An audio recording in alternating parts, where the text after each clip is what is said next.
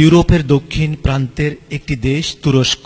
প্রিয় দর্শক, আজ আপনাদেরকে তুরস্কের রাজধানী ইস্তাম্বুলের সাগর তীরে নয়ন জুড়ানো অত্যন্ত মনোরম পরিবেশে অবস্থিত তুপকাপি মিউজিয়ামে নিয়ে যাব। যে যাকে ভালোবাসে সে তার ব্যবহৃত কোনো বস্তুকে অমূল্য রত্ন বলে কাছে ধরে রাখে, সে বস্তু যত তুচ্ছই হোক না কেন।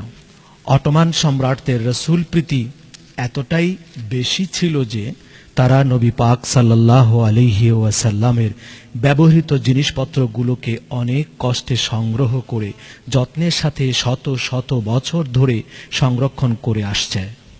ইস্তাম্বুলস্থ তুপকাপি জাদুঘরে 1517 সালে সিরিয়া ও মিশরে এবং পাশাপাশি সময়ে হিজাজে তুর্কিদের ক্ষমতা প্রতিষ্ঠিত হলে বিশাল আরব অঞ্চলে তুর্কিদের শাসন প্রায় 700 বছর ধরে চলতে থাকে। রসুল প্রেমিক তুর্কি শাসকগণ নিরাপদ না বুঝে রসুল পাক সাল্লাল্লাহু আলাইহি ওয়াসাল্লামের ব্যবহৃত মূল্যবান জিনিসপত্র ও কাবা ঘরের কিছু অংশ তুরস্কে এনে রাখেন। পরবর্তীতে এই সংরক্ষণের ভবনটি তুরস্কের মর্যাদাবান জায়গায় পরিণত হয়, অর্থাৎ রাজপ্রাসাদের মতো গুরুত্বপূর্ণ স্থপতি গড়ে উঠে এখানে। তুপকাপি মিউজিয়ামে নবী রসুলগণের প্রায় 106টি স্মৃতি রক্ষিত আছে। এই মিউজিয়ামটি জনগণের জন্য উন্মুক্ত ছিল না। 1924 সালের 3রা এপ্রিল তুরস্কের গণতন্ত্র আসলে সর্বসাধারণের জন্য তুপকাপি মিউজিয়ামটি উন্মুক্ত করা হয়। হুজুর সাল্লাল্লাহু আলাইহি ওয়াসাল্লামের এবং অন্যান্য নবী রাসূলগণের ব্যবহৃত জিনিসপত্র রাখার যত জাদুঘর পৃথিবীতে আছে, তুরস্কের তুপকাপি জাদুঘর সবচেয়ে বড়। এই দরজাটি বাদশাদের ঢোকার জন্য এবং এই কামরাটি বাদশাহ ও মন্ত্রীদের শপথ নেয়ার জন্য নির্দিষ্ট ছিল। দায়িত্ব নেয়ার সময় এখানেই শপথ বাক্য পাঠ করানো হতো।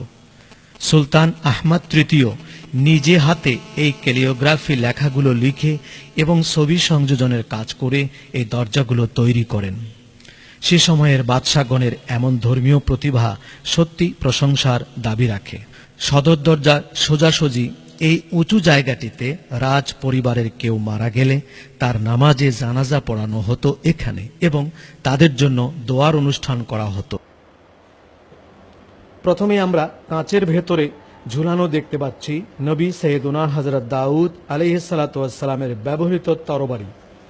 পাশেই ব্রোঞ্জের পাতে তরবারির সম্পর্কে ইতিহাস লেখা রয়েছে, তা তখনকার ভাষা ও লিপিতে। দাউদ আলাইহিস সালাতু ওয়াস সালাম ভবিষ্যৎবাণী করেছিলেন, এই তরবারি আখেরি জামানার পয়গম্বর মুহাম্মদ মুস্তাফা সাল্লাল্লাহু আলাইহি ওয়াসাল্লামের উম্মতের কাছে যাবে। ধারণা করা হচ্ছে এই তরবারি হযরতে ইমাম মাহদী আলাইহিস সালাতু ওয়াস সালামের কাছে আসবেন এবং এটা দিয়ে যুদ্ধ শুরু করেই তিনি গোটা বিশ্বে জয়লাভ করবেন।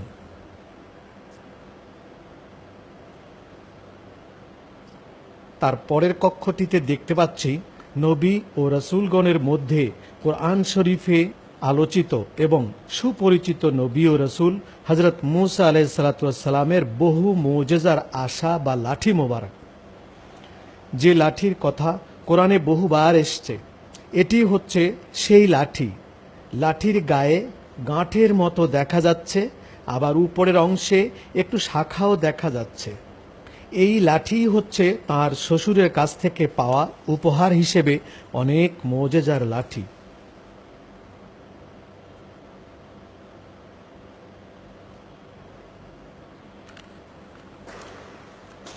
এখন যা দেখতে পাচ্ছি তা হলো নবী হযরত ইয়াহিয়া আলাইহিস সালাতু ওয়াস সালামের হস্তবন্ধনী। তিনি এই বন্ধনী ব্যবহার করেই যুদ্ধ করতেন। খ্রিস্টীয় বর্ষ চালু হওয়ার পর প্রথম সালেই তা সংরক্ষণ করা হতে থাকে। অবশেষে বাইজেন্টাইনদের আমলে তা কনস্টান্টিনোপলে সংরক্ষণ করা হয়, আর এখন ইস্তাম্বুলের তুপকাপি প্যালেসে এভাবেই তা রাখা হয়েছে।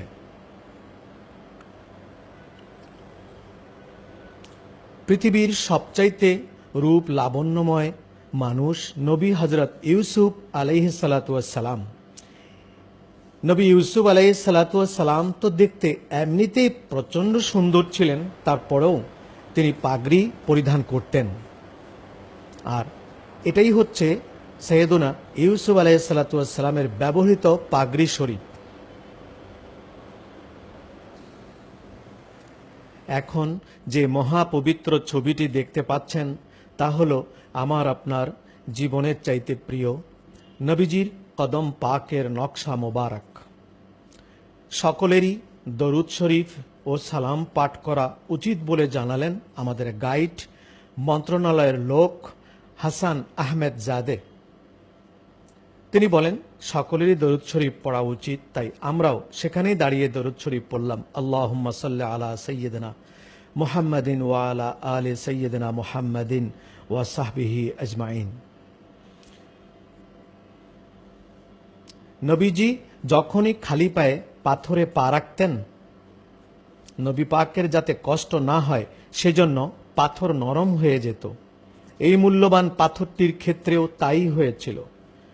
নবীজি পবিত্র কদম পাকের নকশা দেখতে পেরে এবং চুমু খেতে পেরে জীবনের সবটুকুন চাওয়া পাওয়া পরিপূর্ণ হয়েছে বলে আমাদের ধারণা। এবং নবী পাক সাল্লাল্লাহু আলাইহি ওয়াসাল্লামের কদম মোবারকের নকশা এই পাথরটিতে, সেই জন্য স্বর্ণ দিয়ে তোপকাপি প্যালেসে সুলতানগণ এই পাথরটিকে এভাবেই বাক্সবন্দী করে রাখে। কখনো কোনো সময় কোনো কারণেই পাথরটি ভেঙে গেলে আবার তার দিয়ে তা এভাবে জোড়া লাগিয়ে রাখা হয়।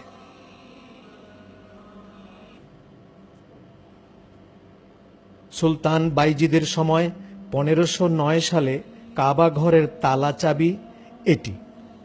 চাবির উপরে লেখা রয়েছে আল্লাহুম্মা ফতাহলি আবওয়াবা ওয়া রাহমাতিকা। তালায় লেখা রয়েছে কোরআন শরীফের সেই আয়াত, ফিহি আয়াতুম বাইয়িনাতু মাকামু ইব্রাহিম ওয়া মান দাখালাহু কানা আমিনা। এটি হচ্ছে আরেকটি তালা চাবি, কাঠের তৈরি, যা হাজারাতে খোলাফায়ে রাশেদিনের সময় কাবা ঘরে ব্যবহার করা হতো।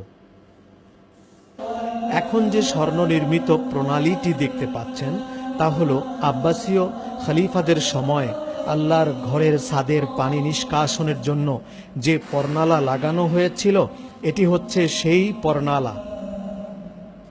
মিজাবে রহমত এই পদ্ধতিতে এখনো আল্লাহর ঘরের পানি নিষ্কাশন হচ্ছে।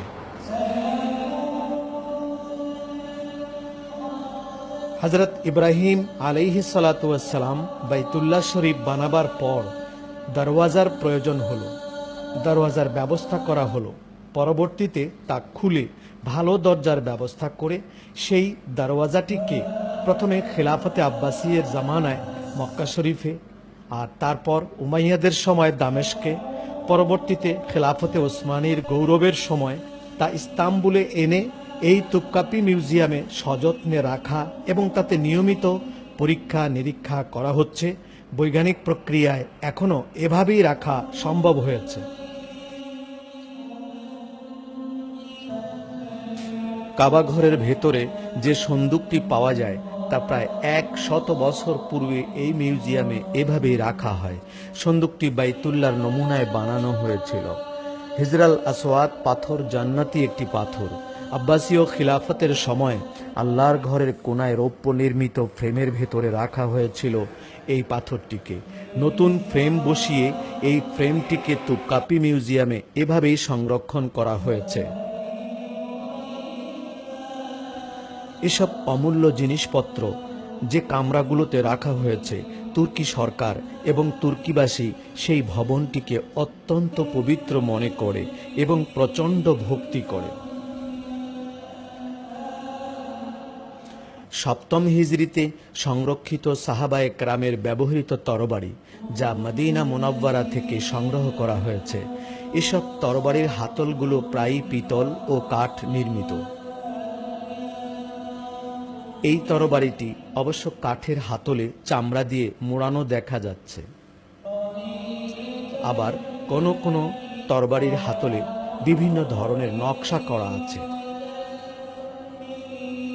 এই তরবারিটি জঙ্গে মাওতায় ব্যবহার করা হযরত জাফরুত তাইয়ার রাদিয়াল্লাহু তাআলা আনহুর তরবারি। শাহাদাতের পূর্ব পর্যন্ত তিনি এটা দিয়ে লড়াই করেছিলেন এবং সেটা ছিল রোমকদের সাথে মুসলমানদের লড়াই। এই যুদ্ধেই নবী পাক সাল্লাল্লাহু আলাইহি ওয়াসাল্লামের ভবিষ্যৎবাণী অনুযায়ী 3 জন সেনাপতি শহীদ হয়েছিলেন। তরবারিটি প্রায় 3 ইঞ্চি চওড়া, 6 ফিট লম্বা আকারের বিশাল এক তরবারি। প্রায় 1430 বছর পর যাদের জীবন উৎসর্গে এবং রক্তের মূল্যে আমরা ইসলাম পেয়েছি এই সোনার বাংলার জমিনে, আজ ঘুরে ঘুরে তাদেরই ব্যবহার করা তরবারি ও অন্যান্য জিনিসপত্র এবং হাজার হাজার বছর পূর্বের কাবা শরীফের দরজা খুব কাছে থেকে দেখতে পেরে একদিকে যেমন নিজেকে ধন্য মনে হচ্ছিল, অপরদিকে ইসলামের জন্য আমরা কি করছি এই প্রশ্নে নিজেই দংশিত হচ্ছিলাম।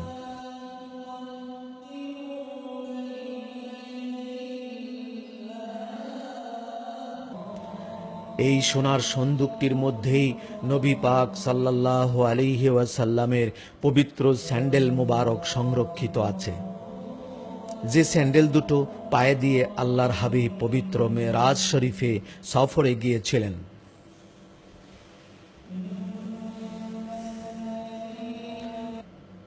এই কামরাটিতে নবী পাক সাল্লাল্লাহু আলাইহি ওয়াসাল্লামের দাঁত মোবারক, যা উহুদের যুদ্ধে শহীদ হয়েছিল, এবং হুজুরে পাক সাল্লাল্লাহু আলাইহি ওয়াসাল্লামের চুল, দাড়ি, আতরদানি, সুরমাদানি ইত্যাদি সংরক্ষিত রয়েছে।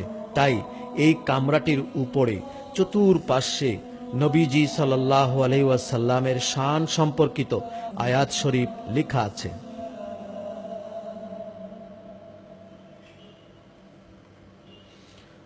এখানে আরও রয়েছে হুজুর পাক সাল্লাল্লাহু আলাইহি ওয়াসাল্লামের আংটি মুবারক, মেসওয়াক মুবারক এবং পরিধানের জামা। এগুলো 19 হিজরিতে এখানে স্থাপন করা হয়। এ দুটো তরবারি হযরত আবু বকর সিদ্দিক রাদিয়াল্লাহু তাআলা আনহু এবং হযরতে ওমর ইবনুল খাত্তাব রাদিয়াল্লাহু তাআলা আনহুর ব্যবহৃত তরবারি। বড় তরবারিটি হযরতে ওমর ফারুকের আর ছোট তরবারিটি হযরতে সিদ্দিকে আকবরের। মিথ্যানবী মুসাইলামাতিল কাজ্জাবের বিরুদ্ধে তারা দুজনে এই তরবারি দুটো দিয়েই যুদ্ধ করেছিলেন। ফারুক আজম নবী প্রেমের উষ্ণতায় বহুবার ব্যবহার করেছেন এই তরবারিটি।